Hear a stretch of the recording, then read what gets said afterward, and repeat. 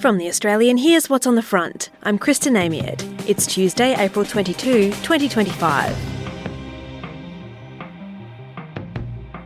Cardinals from around the world will gather in Rome to elect a new pope after Pope Francis died aged 88. The Vatican announced the pontiff's passing a day after he appeared at St Peter's Basilica on Easter Sunday. Moves by Russia in the Pacific have Anthony Albanese and Peter Dutton scrambling on defence. In today's episode, our defence expert Ben Packham unpicks what Russia's up to in Indonesia and if we should be worried about its surprise appearance in our neck of the woods.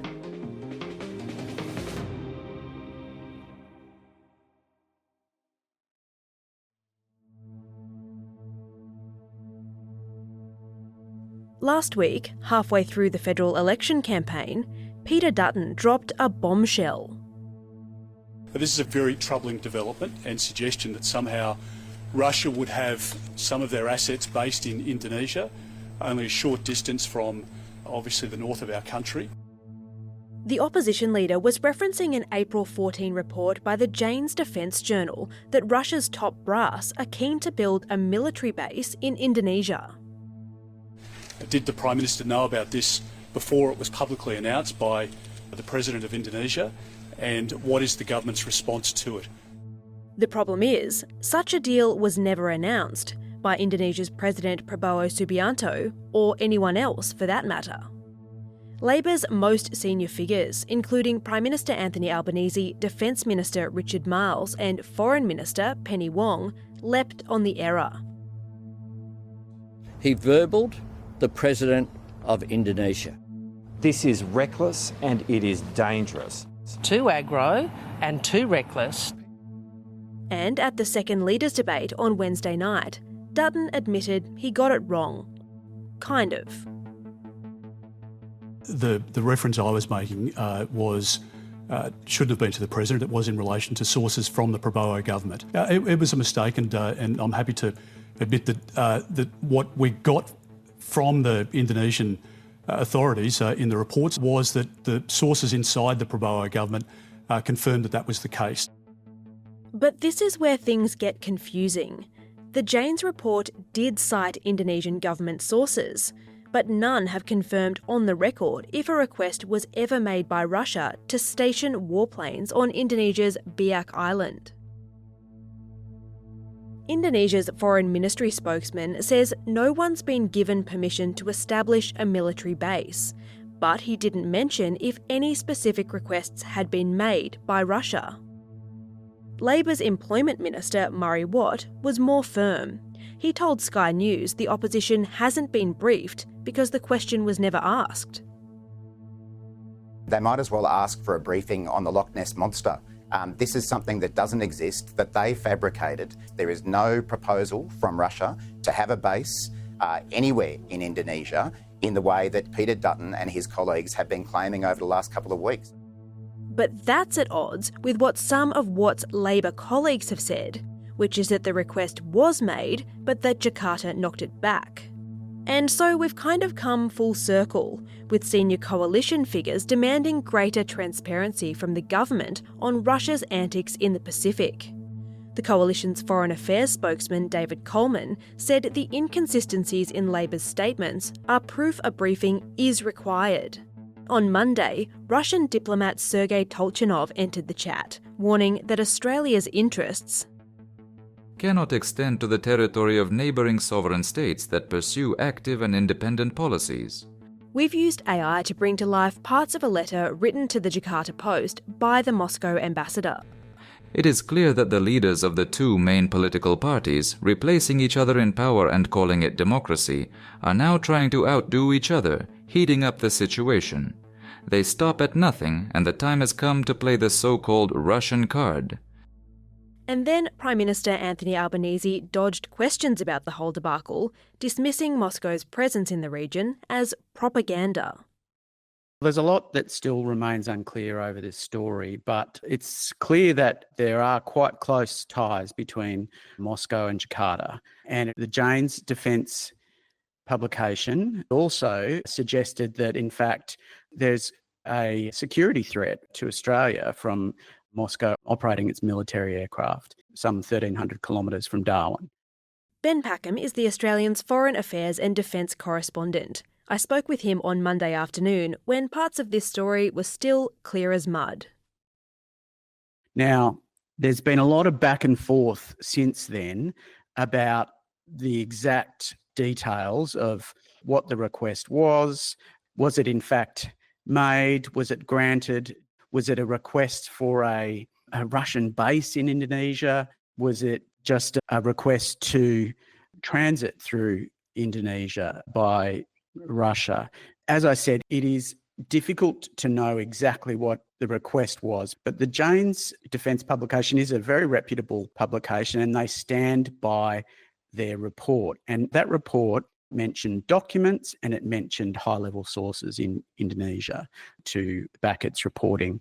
And the point that the coalition is making about all this is, what did Labor know about this request? Have we been blindsided by it? What representations has the Albanese government made to Indonesia about this? Now, the Labor Party has tried to obfuscate and muddy the waters about this issue because it just does not want to be talking about potential strategic threat on its watch.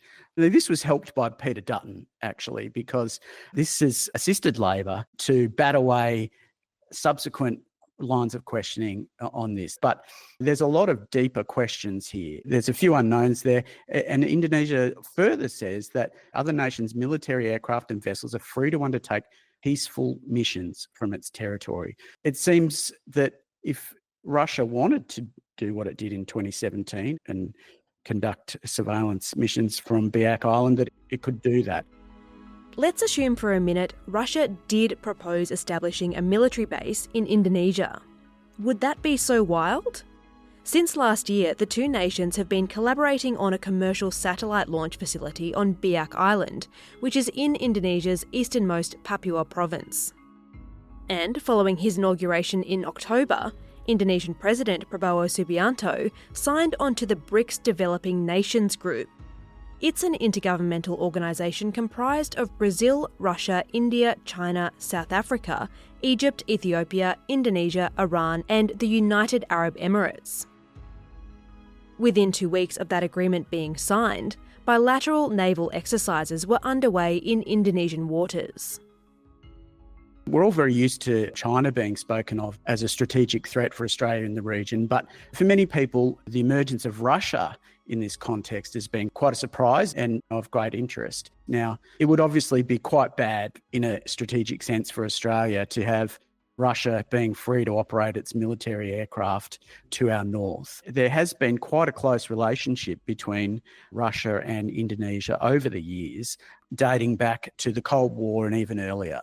Indonesia is a big buyer of Russian military equipment and weapons, and we also know that in 2017, Russia used Biak Island to stage reconnaissance missions using some of its long-range bombers just 8 years ago.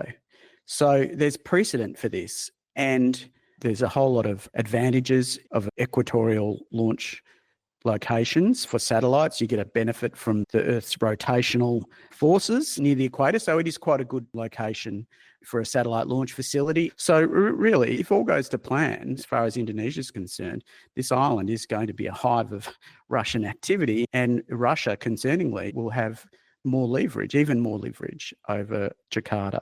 Underneath it all, it does seem that, that there is something to see here, that it's quite serious, and that not only do we have to worry about China's engagement and intentions in the region, but we also have to worry about Russia's.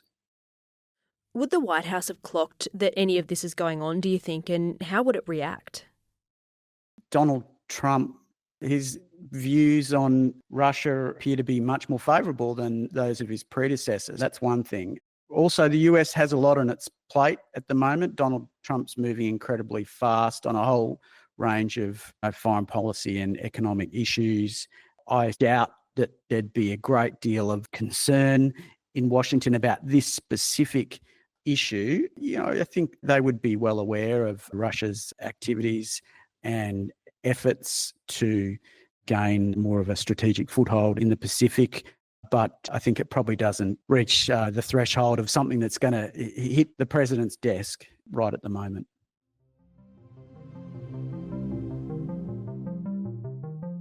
Coming up, how do you solve a problem like defence spending?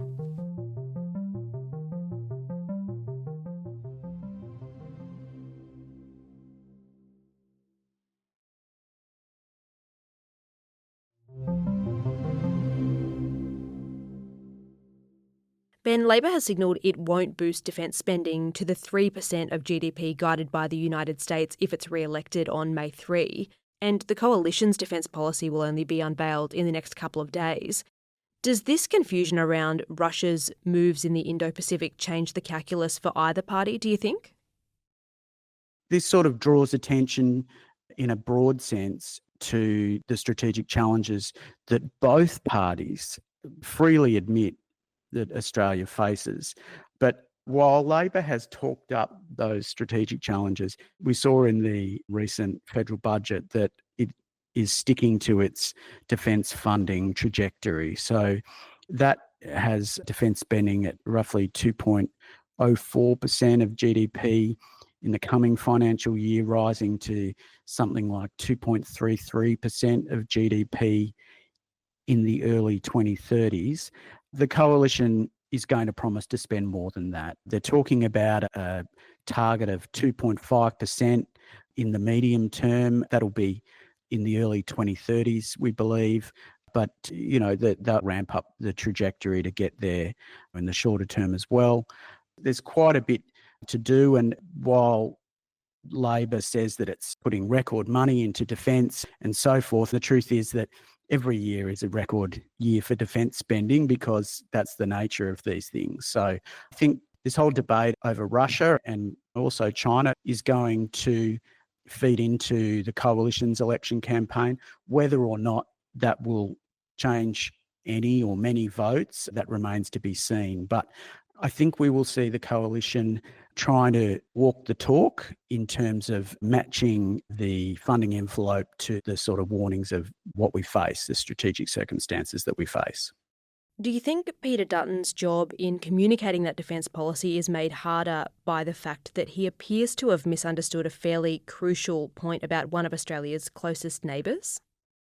I think by the time that defence policy is unveiled in the next couple of days, that sort of Prabowo gaffe will be behind him. It's just made it harder for him to capitalise on the Russia issue in the meantime. Ben Packham is the Australian's Foreign Affairs and Defence correspondent.